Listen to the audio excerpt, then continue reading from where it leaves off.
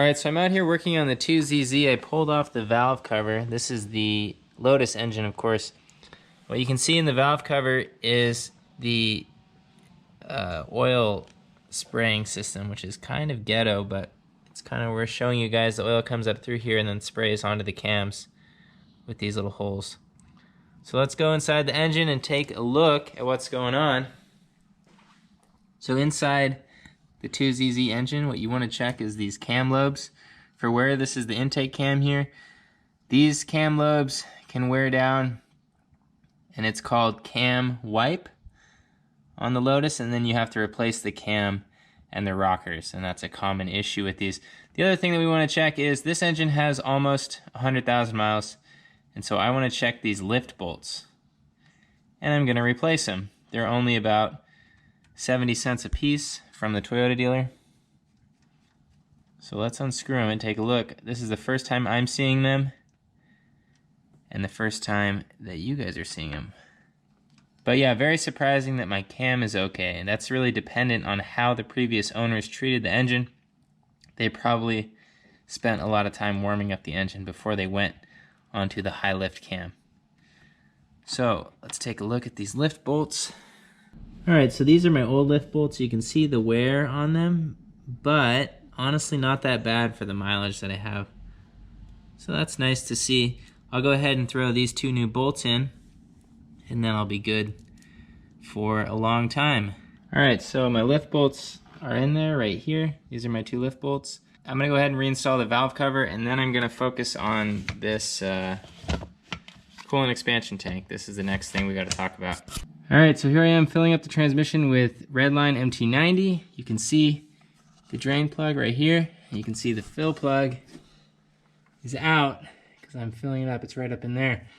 Now, I've drained the oil already, and I will be replacing that oil pan with a baffled oil pan. We'll take a look at the two pans side by side. You can see the oil filter is off. If we come up to the top of the cart, you can see that I've done the coolant expansion tank. This is the new one. There's a bolt in there that's kind of hard to get to. I pulled out the air filter because that was kind of dirty, and so I went to the auto parts store and got a new air filter. I also got spark plugs, so I'm going to throw the spark plugs in there. But anyways, to get to the top bolt on this coolant reservoir, it's actually easier to go in through here and undo it. So this is in through the wheel well. The air filter is right up in there. If we take a look at this air filter, the old one, right here, you can see how dirty it was. There's a bunch of stuff just falling out. So I don't know when the previous owner changed that. The other thing is with these coolant tanks, what happens is the sunlight comes through the engine cover on the Lotus. And so it's hitting right here. And so when I inspected this car, I just ran my fingernail across this tank, and you can see that it's scratching off the surface of the tank. And so I knew that this tank was bad, and that was one of the things I negotiated into the price. This is a $200 piece. Then you have to pay for labor. So it's very important to know everything about the Lotus before you even consider buying one. Now if I poke the screwdriver over here, you can see nothing happens. If I hit it here, watch how the surface gets screwed up. See that big gash right there?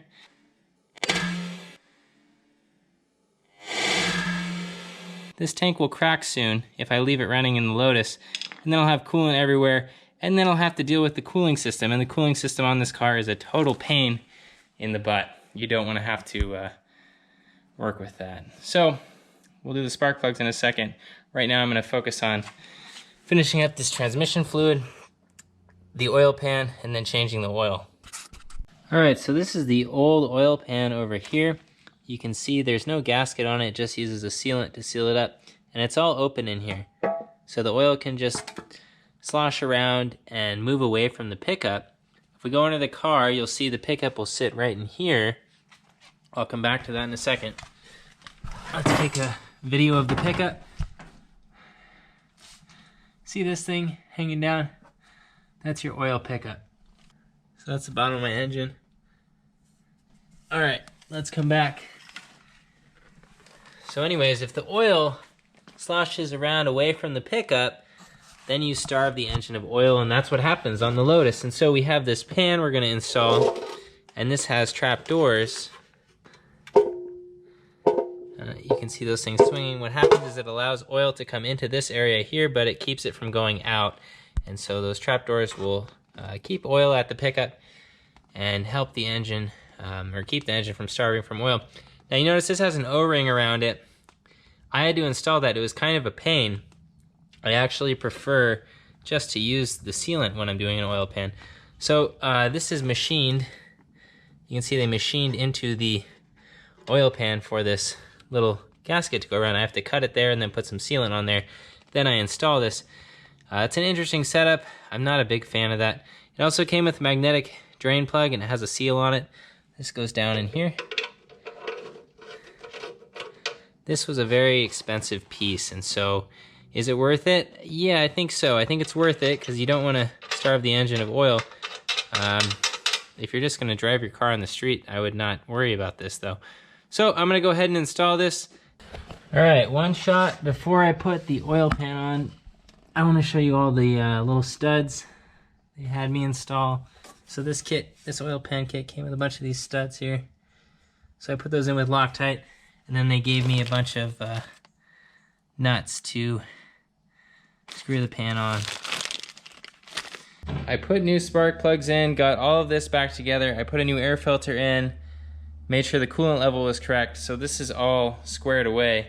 Now when I was installing the oil pan, one of the nuts on the bottom didn't fit because it ran into the weld. And so I had to run out to Home Depot just to get a nut that didn't have the thing on the base. It's this one right here. You can see how close it is to the weld there. This is what the nut normally looks like. So, beautiful oil pan, but one little hiccup on the install. Right now I'm installing the brake lines. The rear lines are very straightforward. I have Carbotech pads in here. Let's go up to the front. Alright, my camera cut out there, but anyways, this is going to be the most difficult brake line to install because, well, I'll show you in a second. So it goes into the caliper here, bolts onto the control arm, and then goes up into there. And you have to remove the paneling, and you can see that the connection is right down in here. And I had to Dremel this out to open it up to get to the bolts.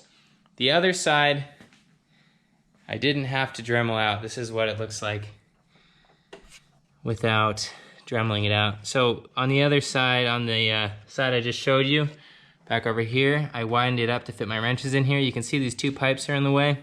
So this is going to be very difficult. This one was pretty difficult, but not too bad. Come around to the caliper. You can see the brake line installed there. There's a clamp that I need to install that bolts this down to the control arm. So it'll sit like that. Now when you install these, you also want to turn the wheel full left and full right to make sure that the brake line isn't binding. So I'm going to do that on this side. And then there's some broken clips on this stuff, so we're going to zip tie everything together to make sure that it's secure before I bolt the wheels on. The new pads are in here. I'm going to bleed the brakes after I get this next line installed. So you can see the brake lines are in. This is the old Serpentine Belt. I ran out to the auto store, got a new one. Let's see, I'm going to flip the camera around here so maybe you can see it. There it is up in there. It's a new Serpentine Belt. Alright, coming around. This was the most difficult brake line, the front right one. And we put Castrol SRF fluid in it. This is like 70 bucks a bottle, but it's really the best for the racetrack. So I just have to button all this stuff back up, and then we should be good to go, get an alignment, and then also install the new engine mounts. The engine mounts are going to be here tomorrow. Alright, so we have the Lotus on the ground again. You can see that the camber arms allow that wheel to tuck in nicely into the fender. This will allow us to get the alignment that we want. So the next step is to get this car aligned and ready for the racetrack. I need to also bed in these brake pads. We have the Carbotech pads, so I got to go out and bed those in. The other thing, of course, is that the engine mounts have not come in yet, so I'm waiting for the engine mounts to come in tomorrow. I'll throw those in, and then I'll bolt the under trays on the car. This is the Serpentine Belt that came out. You can see that it's really badly cracked, and so it was good that we got rid of this. So to recap, we replaced the brake lines today, brake fluid with Castrol SRF, transmission fluid with Redline MT90. We did the oil pan, we changed the oil, we checked out the camshaft. all sorts of interesting things. So we're getting all ready for the track. The other thing that I did was bolt on this tow hook, so we're ready to go. So that's all I have for you guys on the Lotus. We're gonna go out and run the stock suspension before upgrading the tires to a more serious tire. I want to see what the stock suspension is like on the track and then upgrade to a proper setup. So that's all I have for you guys. Thank you for watching. Make sure that you enjoy your car.